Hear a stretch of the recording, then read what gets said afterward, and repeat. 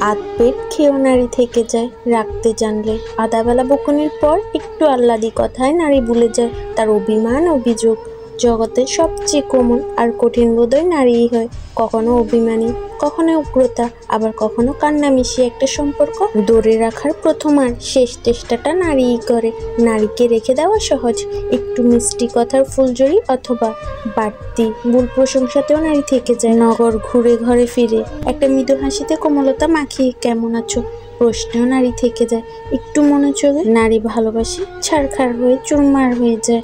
কঠিন নারী প্রেম পেলে সহজ, নারীকে নরমে আদরে রেখে দিতে পারলেই নারী থেকে যায়।